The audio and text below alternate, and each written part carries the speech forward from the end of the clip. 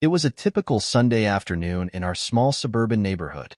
The sun was shining brightly, casting a warm glow over the neatly trimmed lawns and white picket fences.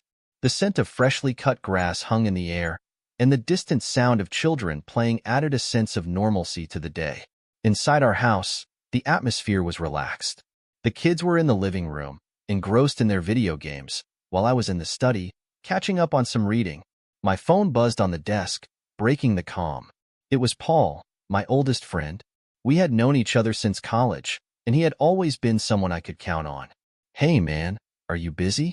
Paul asked, his voice unusually tense. "Not really, what's up?"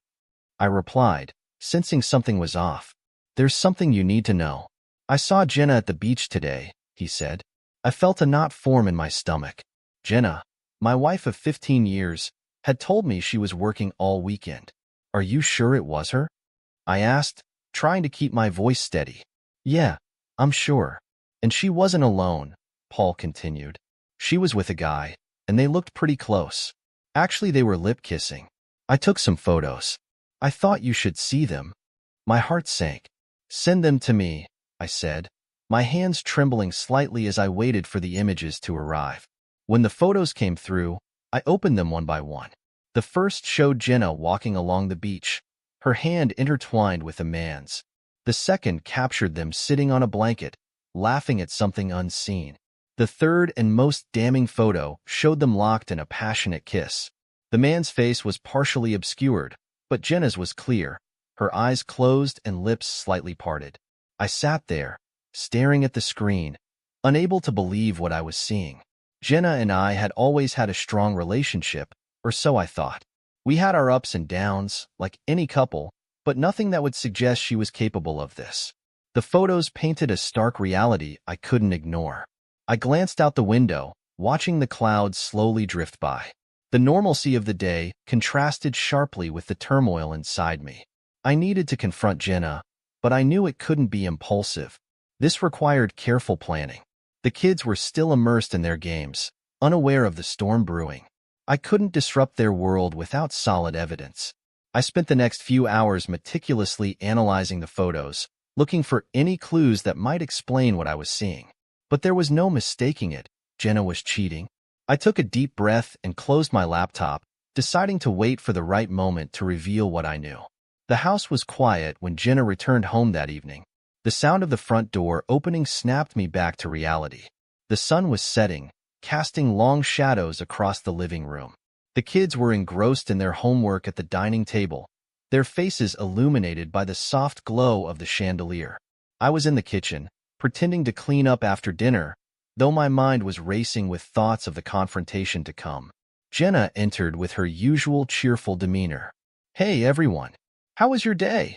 she asked, dropping her bag on the couch and kicking off her shoes. "Fine," the kids replied in unison, barely looking up from their books. They were unaware of the storm about to hit. I took a deep breath and walked into the living room. "Jenna, we need to talk," I said, my voice steady. She looked at me, puzzled. "Sure, what about?" she asked, sensing something was off. "Kids, come here," I called. They joined us in the living room, sitting on the couch, their faces curious. I picked up the remote and turned on the TV, connecting it to my laptop.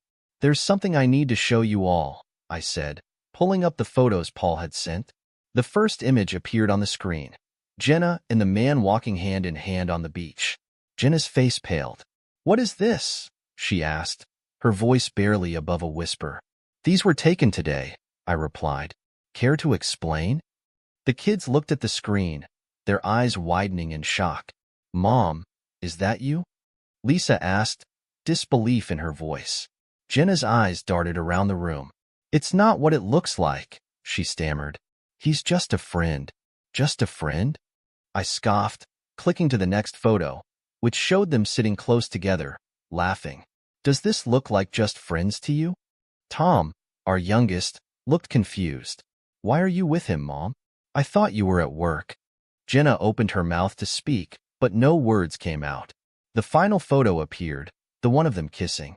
The room fell silent, the image speaking louder than any words could. "How could you do this to us?" Lisa demanded, tears welling up in her eyes. To Dad? Jenna's face crumpled. I'm sorry. It was a mistake. It didn't mean anything, she said, her voice breaking. A mistake? I echoed. You betrayed our family, Jenna. There's no coming back from this. The kids were stunned. Tom's hands clenched into fists. Mom, we trusted you. You lied to us, he said, his voice trembling with anger. Jenna reached out to them, but they recoiled. Please, just listen. It was a moment of weakness. I never meant to hurt any of you. Mom, we don't need you anymore. You're a liar. Leave the house and never come back. We're going to dump you, cheater, Tom shouted, his small frame trembling with fury. Jenna looked at me, desperation in her eyes. Please, can't we talk about this? Just us? There's nothing to talk about, I said coldly. You made your choice. She broke down, sobbing uncontrollably. The kids watched her, their expressions a mix of hurt and anger. I stood there, resolute. The evidence was undeniable, and the damage was done. Jenna tried to gather herself. I'll leave, but please, let me explain to the kids. They deserve to hear it from me. I nodded, giving her a chance to speak. She turned to Lisa and Tom, her voice shaking. I'm so sorry. I never wanted to hurt you. I love you both so much. Please believe that. Lisa shook her head. How can we believe anything you say now? You lied to us. Jenna's tears fell freely as she looked at Tom, who was glaring at her. Tommy, please. You're my baby. You know I love you. Tom looked away, his jaw set. You don't love us. You only think about yourself. Jenna's shoulders slumped. She knew there was nothing she could say to undo the damage. She turned back to me. I'll go pack my things, she said quietly. As she walked up the stairs, I turned to the kids. We'll get through this together, I said, trying to reassure them. We're stronger than this. They nodded, though the hurt in their eyes was clear. We sat in silence as Jenna packed, the weight of her betrayal hanging heavy in the air. When she came back down with her bags, she paused at the door. I'm sorry, she whispered, looking at us one last time before stepping out into the night. The door closed behind her, leaving an empty silence in its wake. The kids and I sat together, the reality of our new world sinking in. There was a long road ahead, but we were ready to face it together. The morning after the confrontation, I knew I had to act quickly. First, I visited the bank. The building was a modern structure with glass walls and a pristine interior. The air conditioning hummed quietly, a stark contrast to the chaos in my mind. I approached the teller, a young woman with a bright smile. I'd like to withdraw all the funds from my joint account, I said, sliding my ID across the counter. She typed away at her keyboard, then looked up, slightly confused. Are you sure you want to withdraw everything, sir? Yes, everything, I replied firmly. As she processed the transaction, I glanced around the bank.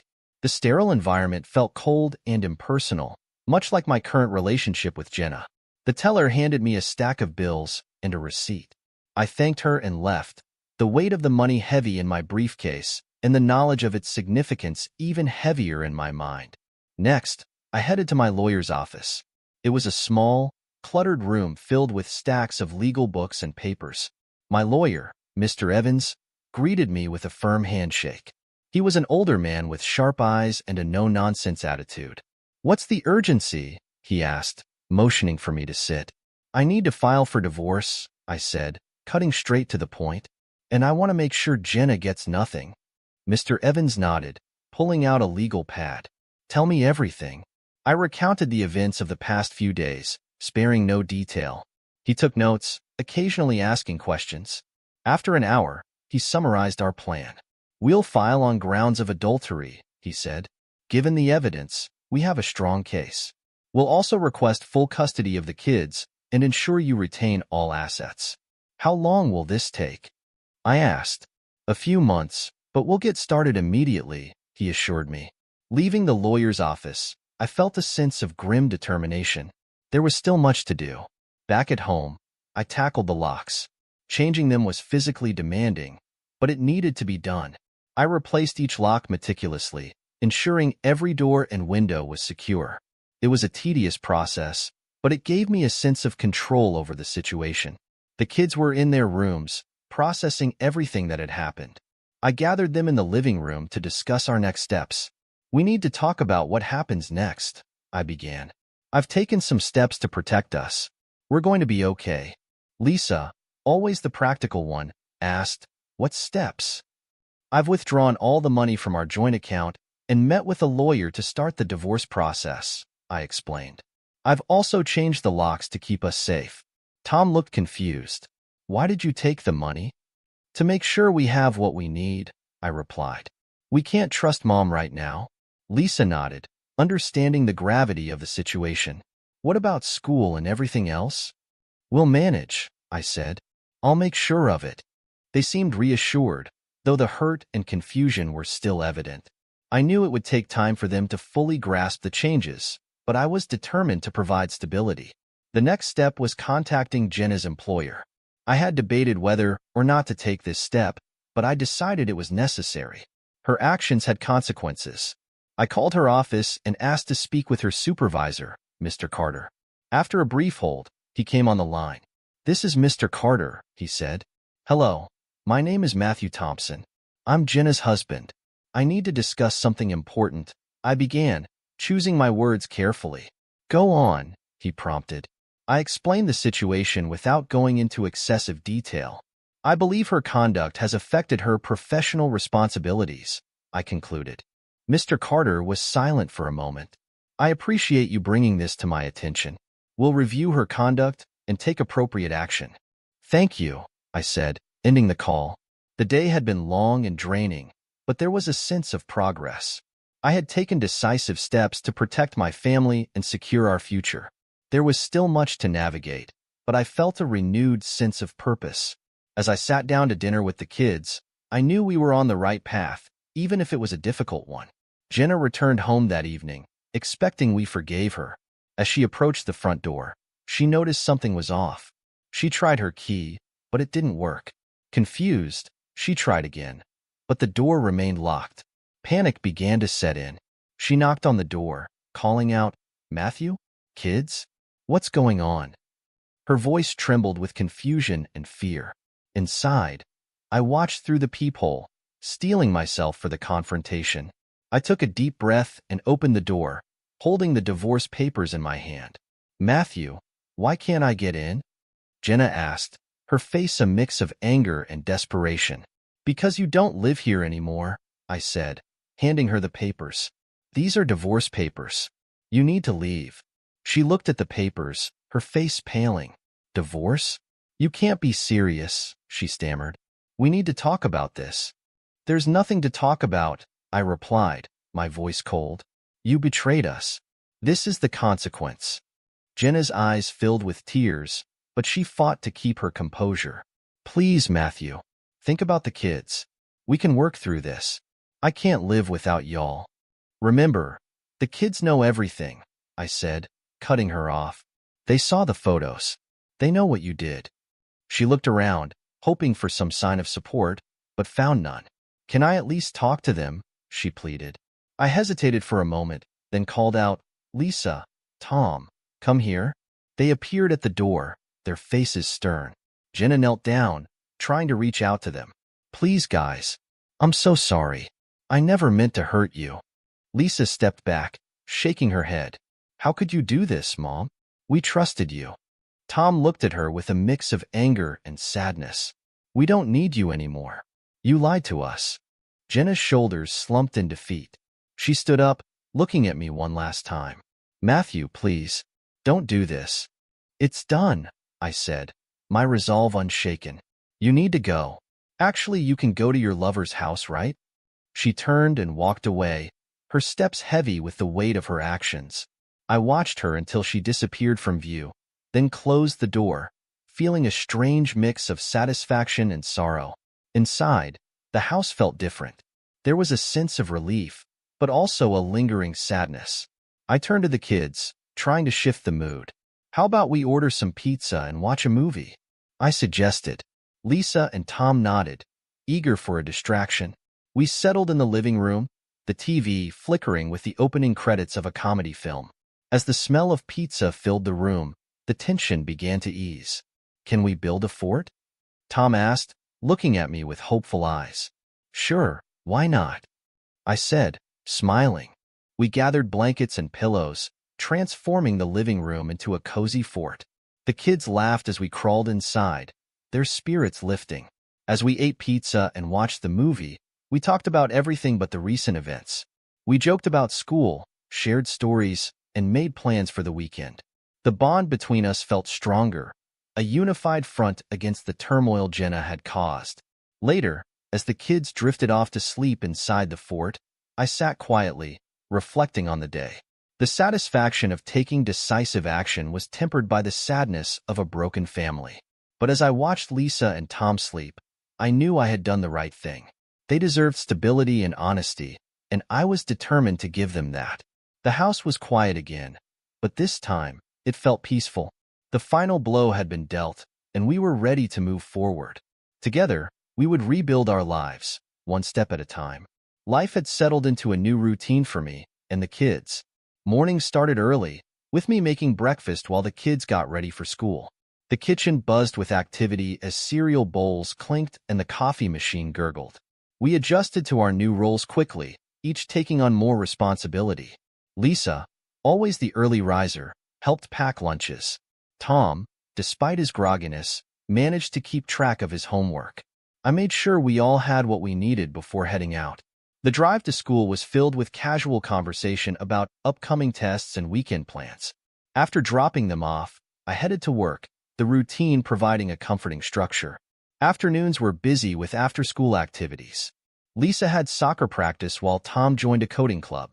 I juggled work and their schedules, ensuring we were always on time. Evenings were spent together, cooking dinner, doing homework, and unwinding with a TV show or board game. The new routine was tiring, but it kept us grounded. Every Thursday, we attended family counseling sessions. The counselor's office was a cozy space, with soft chairs and warm lighting. Dr. Harris, our counselor, was a calm and patient woman with an inviting demeanor. "So, how have things been this week?" Dr. Harris asked, looking at each of us. "Busy, but we're managing," I replied. Lisa nodded. "It's different, but I think we're getting used to it." Tom, quieter than usual, added, "I still miss how things were, but it's getting better." Dr. Harris smiled. "That's good to hear. It's important to acknowledge the changes and find ways to cope." "Matthew, how are you handling everything?" I took a moment before responding.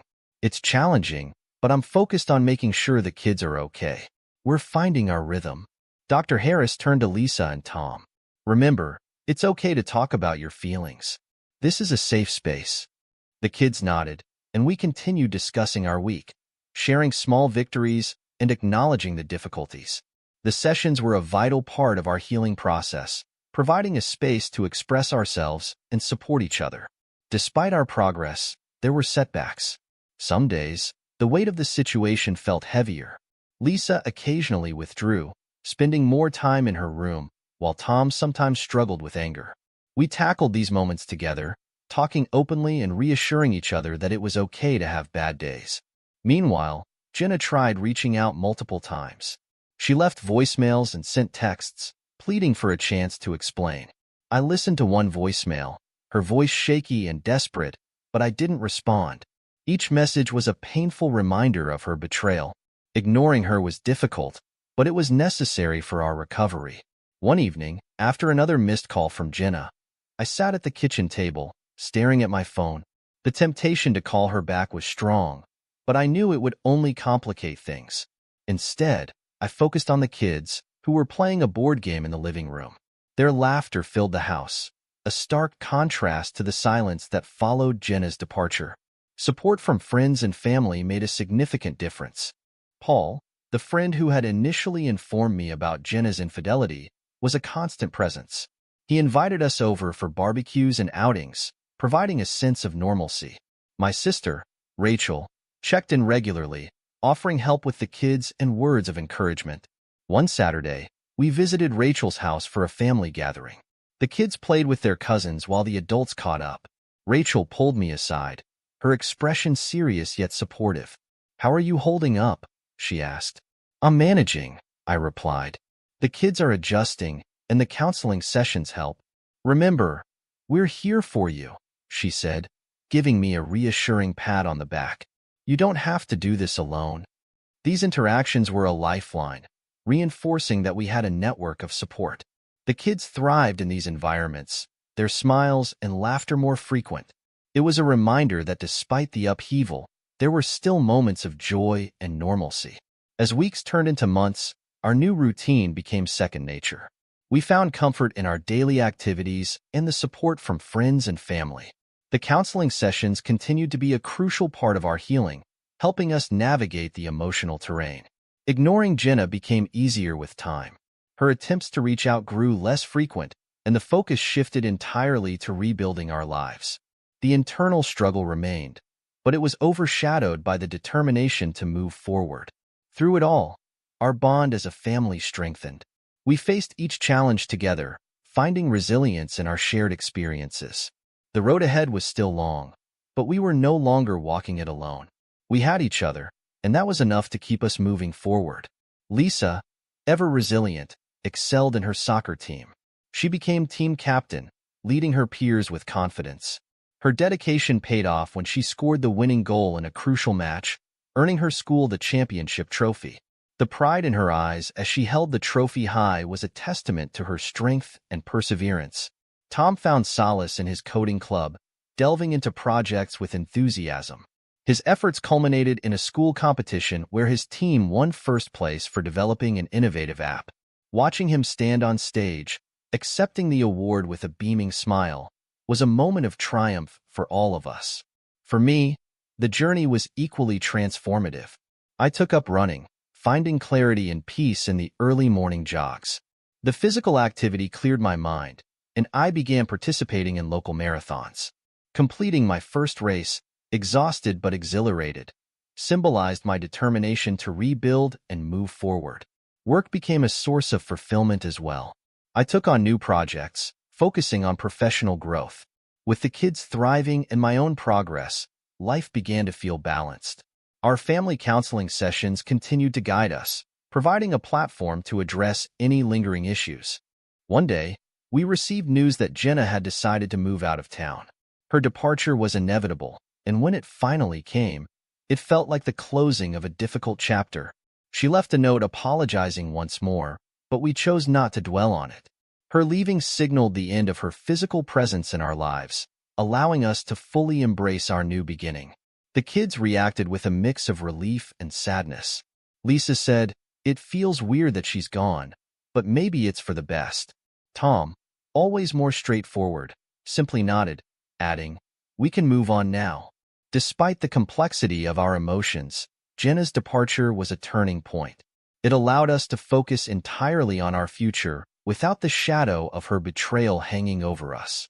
Our home, once a place of tension, now felt like a sanctuary. The walls, previously echoing with uncertainty, now resonated with laughter and warmth. We spent weekends exploring new hobbies. Lisa took up painting, her canvases filled with vibrant colors that mirrored her revived spirit. Tom delved deeper into robotics, often losing himself in complex projects that showcased his ingenuity. We attended community events, bonding with neighbors and friends who had supported us through our toughest times. One sunny afternoon, we decided to plant a garden in the backyard. It was a project that symbolized growth and renewal. Together, we tilled the soil, planted seeds, and watered them diligently. The garden flourished, just as we had, with flowers blooming in an array of colors. Each blossom represented our journey, from pain and uncertainty to a future brimming with possibilities. As the seasons changed, so did we. The garden thrived under our care, and so did our family. We made plans for the future, discussing vacations, academic goals, and personal dreams. The optimism in our conversations was a stark contrast to the despair we had once felt. One evening, we gathered around the dining table, a simple meal before us. The atmosphere was light, filled with shared stories and laughter. Tom shared a new idea for a school project, while Lisa talked excitedly about an upcoming art exhibition. "I think we should plan a trip," I said, looking at the kids. "Somewhere we've never been." Lisa's eyes lit up. How about a road trip? We could visit different places along the way. Tom nodded eagerly. Yeah, that sounds awesome. We could see so many cool things. We spent the evening planning our adventure, marking destinations on a map and discussing the best routes. It was more than just a trip. It was a symbol of our newfound freedom and unity. The anticipation of exploring new horizons together filled us with excitement and hope. The road ahead still had its challenges, but we faced them with renewed strength and optimism. The experiences of the past had forged an unbreakable bond between us. Our journey, marked by resilience and growth, was a testament to our ability to overcome and thrive. In the quiet moments, I often reflected on how far we had come. The pain of betrayal had given way to a future filled with promise. As we stood in our flourishing garden, planning our next adventure, I knew that we were not just moving forward but embracing a new beginning. Our family, stronger and closer than ever, was ready to face whatever the future held, together.